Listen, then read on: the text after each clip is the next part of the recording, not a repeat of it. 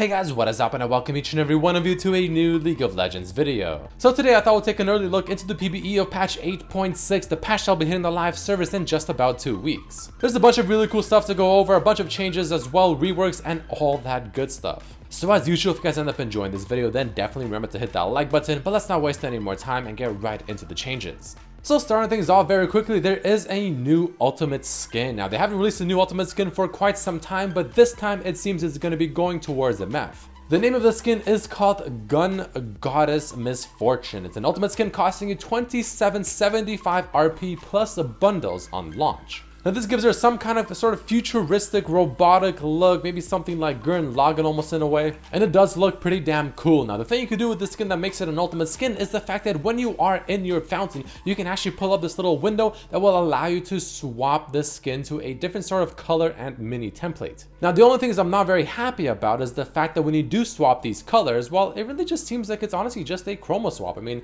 the overall skin still looks the same, it just has different colors, which I thought was a little bit lame. It would have been really cool if there's different actual visual effects throughout the skin as well, and it looks relatively different from each of the other ones. But either way guys, the new ultimate skin coming from Misfortune, so if you're a player down in the bot lane that enjoys this champion, then this is definitely a time for you to be happy. But moving into the first change happening to the actual champions, we have Mr. Kane himself. This guy has definitely fallen out of flavor, and it seems like Riot is trying to buff him up. First we have his passive, and probably the biggest change as well, where essentially the TLDR is the fact that they actually increased the rate that his passive will now charge up within the first 10 minutes of the game, and after 10 minutes it's a little bit slower. Now this is perfectly fine. In fact, it's actually better, because obviously charging up your passive as fast as possible is important. And now that it charges up that much more quickly at the first 10 minutes of the game, not only does it sort of reward early ganks on Kane, which is what you want to be doing anyways, but it'll also help you transform that much quicker, and that's also a very important thing, because the quicker you transform, the stronger you become. So if you haven't transformed by 10 minutes already, then it's actually going to slow down by quite a bit, but the goal with this is to essentially make you transform by the 10-minute mark. But it doesn't stop there just yet, because we also have a buff coming to his ultimate Umbral Trespass, where the AD ratio has been increased by 15%, which really isn't that bad, and the base damage on this ability has also been increased by 15 at every single rank. So all in all, some pretty decent buffs to Kane. I actually feel like the passive buff is quite big, and I feel like it'll help Kane by quite a bit as well. But moving along, we have our first rework, or I guess in this case a re-rework. Very similar to what they did to Rengar. They are essentially reverting the LeBlanc rework, and the majority of it is going back to what it was prior to the Assassin update. Again, very similar to what they did with Rengar. So starting with her passive, Mirror Image is back. I don't know how many of you guys remember this, but essentially what it does now is falling below 40% of your maximum health, LeBlanc becomes stealth for 1 second and creates a clone of herself, which lasts for 8 seconds or until killed. Which makes killing LeBlanc obviously that much more difficult, because not only does she go invisible, so it actually will cancel certain abilities that'll charge at her, but it'll also make it a bit more confusing as to which LeBlanc is the actual real one. But you guys are also going to realize that throughout this whole rework that I'll be talking about with LeBlanc, no longer will it have that sort of awkward passive war when you hit someone with a spell. It kind of has a little bit of a charge time for it to finish up, and then once it actually fully charges, you can then hit them with another spell to proc the mark and deal bonus damage. That is no longer a thing as well, because now her Q ability will be the way it used to be as well. Because now when you throw your Q ability on the target, it'll also apply a Sigil of Malice, exactly the way it was prior to her rework. So in other words, you can instantly just go ahead, throw Q, throw your RQ as well, and instantly proc the Q mark without having to wait the whole 2 seconds or whatever it was to really proc that extra damage. The damage on her W has just flat out been increased as well, because again, essentially her kit is going back to what it was prior to. The overall damage on her E ability, Ethereal Chains, has also been increased. The only thing that has been decreased is the initial hit AP ratio. And then we also have her ultimate, which also got changed back to what it was prior to the rework, where one, it no longer will have the RR, where it spawns the clone anywhere on the map, which honestly was essentially pretty useless, and no one really ever used it for deception. They only really used it to 1, scout, which is what I mainly used it for, or 2, to block a skill shot, maybe like a Caitlyn ultimate. But the biggest change, and the one that I'm personally very happy about, is the fact that it will no longer be this sort of really awkward way to use it. Because now her ultimate will essentially become the last ability that she used. So you don't have to press R and then use your Q, or press R, W, or RE. Now your R is essentially the spell that you used previously, so you can just one tap it and boom, the spell is coming out, and you don't have to press an extra keystroke, which has always, I thought, been the most annoying part of the new LeBlanc. So like I said guys, TLDR, it is a rework, but it is also a reverse. So the best way to think of this is going to be, it's the LeBlanc re-rework. Personally, I am actually very glad that they're turning her back to this because I thought the new LeBlanc was actually quite bad and horrendous. I wasn't happy with it at all, and I thought the old LeBlanc was definitely more assassin-like and just made a lot more sense. So make sure to let me know down below, boys and girls, what you think about LeBlanc being reworked or aka reverted. Following this, we also have a mini rework coming over to Quinn, which is essentially just giving her a bunch of buffs to her ultimate and making it work just simply better. So starting things off very simply, base AD has been lowered, AD per level has been increased, and then we move on to her passive where it states auto attacks that are already in flight will now trigger and consume the Harrier mark, which more or less just sounds like a bug fix. But then we move on to her ultimate, which has a bunch of bug fixes as well, but very important changes on top of that. Because number one, the second part of her ultimate, Sky Strike, now applies her passive mark to all enemy champions hit, which is pretty damn big. Channeling her ultimate no longer breaks when taking damage. If she takes damage from non-minions while channeling or while behind enemy lines as active, aka she's in the mode where she's flying with her Valor, no longer breaks the channel or the form, but instead the movement speed bonus is actually removed for 2 seconds, which is also very, very important now that you can actually use her ultimate properly and you can't just get interrupted by literally anything hitting you. A bunch of other bug fixes as well, and on top of this, returning to the fountain will automatically put you in your ultimate form, assuming you have it ranked up. All in all, just a bunch of really damn good changes to Quinn, just making her flow and feel a lot better, and this is definitely the way that they need to do her.